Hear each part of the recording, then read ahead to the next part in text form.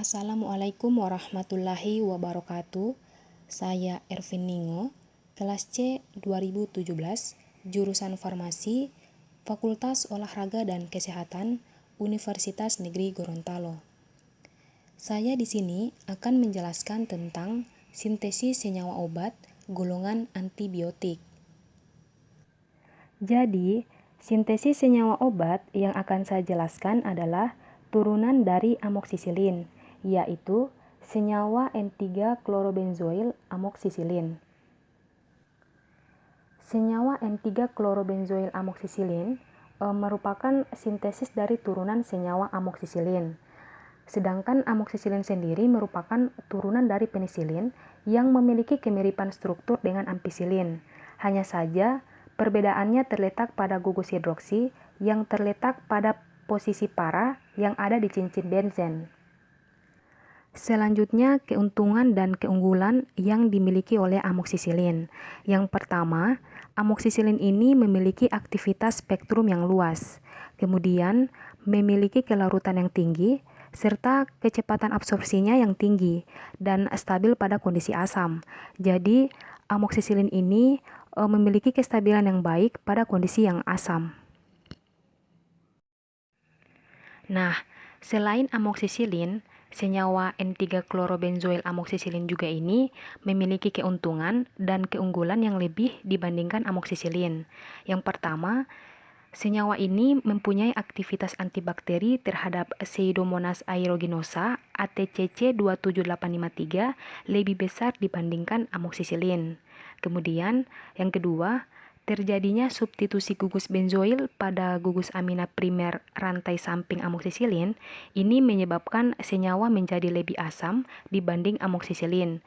Peningkatan keasaman ini menjadikan kemampuan ionisasi gugus NH2 semakin kecil, sehingga senyawa lebih stabil dalam bentuk molekul, sehingga absorpsi akan meningkat dan masuknya senyawa ke dalam sel bakteri akan lebih baik. Selanjutnya adalah diskoneksi. Diskoneksi sendiri ini merupakan pemutusan ikatan yang ada pada struktur senyawa. Nah, untuk menghasilkan senyawa N3-klorobenzoil amoksisilin ini, maka harus ada pemutusan ikatan yang ada pada amoksisilin. Nah, untuk melakukan hal itu, maka harus ada yang bertindak sebagai pereaksi dan yang akan direaksikan. Sehingga untuk menghasilkan senyawa ini, maka dilakukan dengan mereaksikan senyawa amoksisilin dengan 3-klorobenzoil klorida, sehingga yang bertindak sebagai nukleofil adalah gugus amina primer rantai samping amoksisilin. Nah, si gugus amina primer ini yang akan menyerang si atom C karbonil dari benzoil klorida, sehingga produk yang akan dihasilkan adalah turunan amida. Selanjutnya adalah retrosintesis senyawa. Nah, retrosintesis ini merupakan pemisahan molekul-molekul hasil dari pemutusan ikatan. Nah, pada slide sebelumnya saya sudah menjelaskan bagaimana pemutusan ikatannya dari senyawa 3-klorobenzoil amoksisilin ini, di mana dibantu oleh pereaksi atau pelarut tetrahidrofuran. Pada slide sebelumnya, saya sudah menjelaskan bagaimana pemutusan ikatan pada struktur senyawa, di situ dibantu oleh pelarut. Nah, dalam pemutusan itu terjadi reaksi-reaksi. Yang pertama adalah reaksi asilasi. Reaksi asilasi ini, senyawa N3-klorobenzoil amoksisilin ini dibuat dengan mereaksikan 3-klorobenzoil klorida dengan gugus amina dari amoksisilin dengan pelarut tetrahidrofuran. Nah, yang kedua adalah reaksi substitusi nukleofilik. Gugus amina primer amoksisilin yang bersifat nukleofil akan menyerang atom C dari gugus C rangkap 2O turunan benzoil klorida, sehingga terjadi pembentukan amida dari asil klorida dan amina.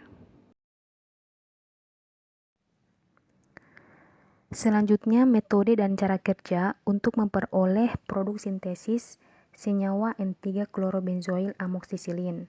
Yang pertama, pembuatan N3-klorobenzoil amoksisilin. Yang pertama, dimasukkan amoksisilin 28,8 mmol, kemudian tetrahidrofuran 100 ml dan air suling 20 ml.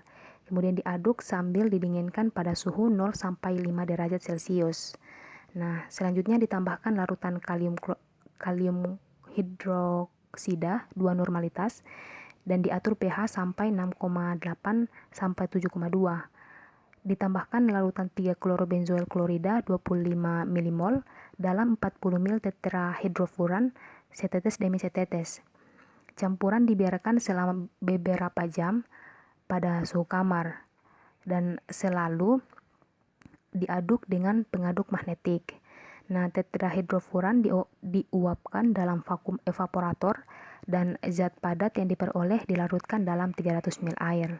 Kemudian larutan diekstraksi dengan etil asetat 250 ml, fase air dipisahkan, kemudian tambahkan etil asetat sebanyak 250 ml, kemudian didinginkan pada 0-5 derajat Celcius dan diasamkan dengan asam klorida 2 normalitas sampai pH 2,0.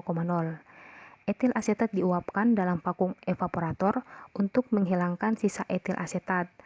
Zat padat yang diperoleh dilarutkan dalam metanol, kemudian diuapkan kembali hingga kering. Selanjutnya yang kedua, pemurnian senyawa. Untuk pemurnian senyawa ini menggunakan kromatografi lapis tipis. Kemudian selanjutnya ada identifikasi struktur. Nah, identifikasi struktur di sini menggunakan spektrofotometri inframerah dan spektrofotometri high nuclear magnetic resonance. Untuk pemurnian senyawa atau purifikasi senyawa N3-klorobenzoil amoksisilin ini dilakukan dengan kromatografi lapis tipis. Nah, hasil KLT yang diperoleh harga RF untuk senyawa N3-klorobenzoil amoksisilin ini RF-nya 0,84, 0,67 dan 0,68. Nah, dari hasil uji kemurnian tersebut disimpulkan bahwa senyawa yang diperoleh ini telah murni. Pada identifikasi senyawa dilakukan dengan menggunakan spektrum IR dan spektrum HNMR. Nah, untuk karakterisasi spektrum IR senyawa N3-klorobenzoil amoksisilin ini dengan bilangan gelombang cm pangkat min 1 didapatkan gugus fungsi pada 1734 yaitu C rangkap 2O laktam.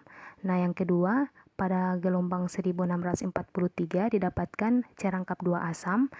Pada 3431 didapatkan OH. Nah, yang selanjutnya 1514 dan 2926 NH amida. Pada 1468 didapatkan C rangkap 2C aromatik dan 833 benzena 1,4 disubstitusi. Nah, selanjutnya 809 didapatkan benzena 1,3 disubstitusi. 1130 didapatkan CCl aromatik. Selanjutnya untuk karakterisasi spektrum HNMR senyawa N3-klorobenzoil amoksisilin ini gugus fungsinya adalah 1,18 S didapatkan CH, 3,42 S didapatkan CHCOO, pada 4,65 S didapatkan CH aromatik dan 5,65 M didapatkan H benzena, pada 7,31 M dan 7,55 M dan 7,96 M didapatkan H benzena juga. Nah, pada 8,40 S didapatkan NH dan pada 8,85 S didapatkan NH. Itu adalah penjelasan dari senyawa N3-klorobenzoil amoksisilin, turunan amoksisilin dari golongan obat antibiotik. Demikian penjelasan dari saya. Terima kasih. Wassalamualaikum warahmatullahi wabarakatuh.